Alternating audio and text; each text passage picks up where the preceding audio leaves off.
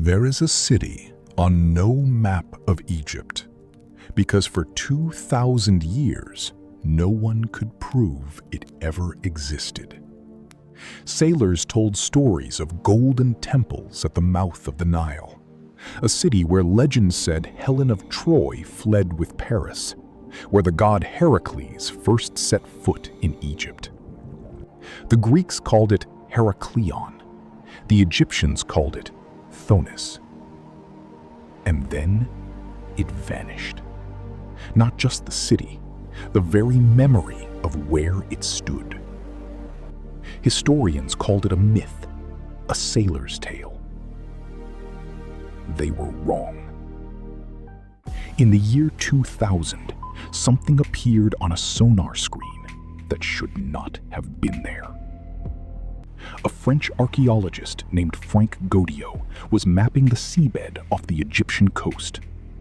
10 meters down, 6 kilometers from shore, his instruments detected shapes beneath the mud. A wall, then a temple, then a face. A colossal statue of a pharaoh, 5 meters tall, rising out of the darkness, staring up through the water after 2,000 years. The myth was real. An entire city swallowed by the sea. But the strangest discovery was still waiting in the mud. At the bottom of the sea, divers found a black granite stone covered in ancient writing, and it solved a riddle no one even knew existed. Around it lay 64 ancient ships, 700 anchors, gold coins no hand had touched in 2,000 years, and the great temple of Amun, where pharaohs came to receive the right to rule. But the stone changed everything, because carved into it was proof that Thonis and Heracleion, the Egyptian legend and the Greek legend, were never two cities at all. One city, two names, both true. For 2,000 years, the world had been searching for two different cities that were the same place. So how does the richest port in Egypt simply disappear?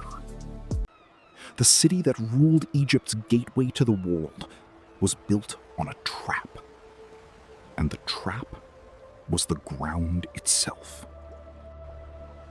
Every ship entering Egypt passed through its harbors. For centuries, it was one of the richest ports on earth. But it stood on wet clay, at the edge of a rising sea. The ground beneath it slowly turned to liquid. Earthquake by earthquake, flood by flood. The temples cracked, the streets sank. Until the sea closed over it completely.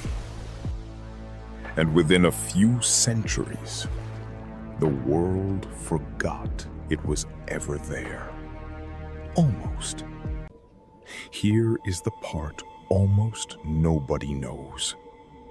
After more than 20 years of diving, archaeologists estimate they have explored 5% of the city. 95% is still down there. Streets no one has walked in 2,000 years. Temples no one has entered. Names no one has read. An entire city still waiting in the dark. Some chains history breaks. Others, it simply buries. Unchained history.